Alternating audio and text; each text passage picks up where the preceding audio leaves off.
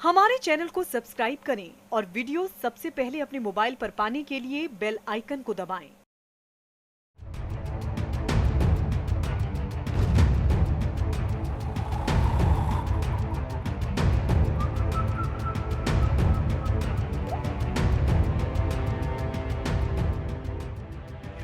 अखिलेश ने क्यों कहा बीजेपी अमीरों के साथ है और गरीबों के खिलाफ? ये कौन है? ये वही हैं जो कल बड़े बड़े शहरों में अपने छोटे छोटे सपनों के तले देश के लिए जीते थे। बेबसी के दरिया में डूबे इंसानों की भीड़ कहाँ जा रही है? कौन है ये सब? ये वही हैं जिनकी सारी उम्मीदें अब एक एक करके बिखर गई है। अब तो बस इतनी बेबसी है, बेकरारी है और बेताबी है कि कैसे भी करके अपने अपनों के बीच अपने सपनों के शहर को छोड़कर उस देसी माटी की ओर रुख कर रहे हैं जहां उनके पूर्वजों से लेकर अपने रहते हैं। अब तो बस ख्वाहिश इतनी सी है कि अपने अपने घरों में पहुंचकर चैन की सांस लें। अब तो किसी भी कीमत पर अपने प्रदेश पहुंचना चाहते हैं। ये सब भारत के गरीब हैं, ये सब भारत के मजदूर हैं। सरकार ने अब इन पर दया दिखलाई है, सभी को अपने अपने घरों को भेजने के लिए तैयार हुई है।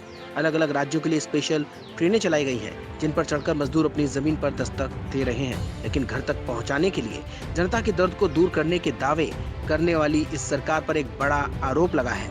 आरोप यही है कि कोरोना काल में लॉकडाउन 3 के तले घर वापसी के लिए राज्यों के श्रमिकों से रेल किराया लिया जा रहा है। छत्तीसगढ़ के मुख्यमंत्री भूपेश बघेल के बाद समाजवादी पार्टी के अध्यक्ष अखिलेश यादव ने केंद्र सरकार पर निशाना साधा है।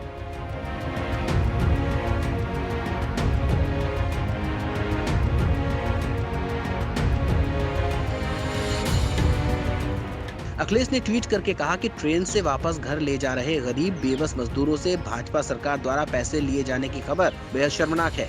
आज साफ हो गया है कि पूंजीपतियों का अरबों माफ करने वाली भाजपा अमीरों के साथ है और गरीबों के खिलाफ है।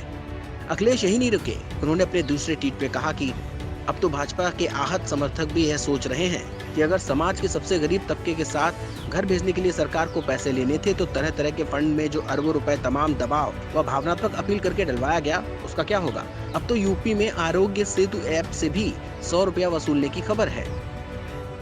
अब इस स्थिति पर क्या कहा जाए? क्या सरकार के पास इतने पैसे भी नहीं है कि इन मजदूरों से बिना पैसे लिए घर पहुंचाया जा सके? किस वजह से?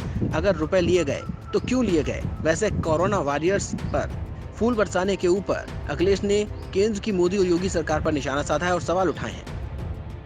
यूपी के अलग अलग क्वारंटाइन केंद्रों से बद इंतजामी की खबरें आ रही हैं। कहीं इसके खिलाफ भूख हड़ताल पर बैठी महिलाओं को शासन प्रशासन से धमकी मिली, कहीं खाने पीने के सामान की कमी की शिकायत के बदले व्यवस्था को सुधारने का थोथा आश्वासन। ऐसे में हवाई जहाज से पुष्प वर्षा का क्या औचित्य है? बहरहाल, इससे पहले अखिलेश ने किसानों के मुद्दे पर योगी सरकार को घेरने के साथ ही कोरोना से निपटने के लिए विधानसभा का विशेष सत्र बुलाने की मांग की थी, जिसे योगी सरकार ने खारिज कर दिया। यानी अब विपक्ष सिर्फ सोशल माध्यम से ही सरकार से सवाल कर सकता है।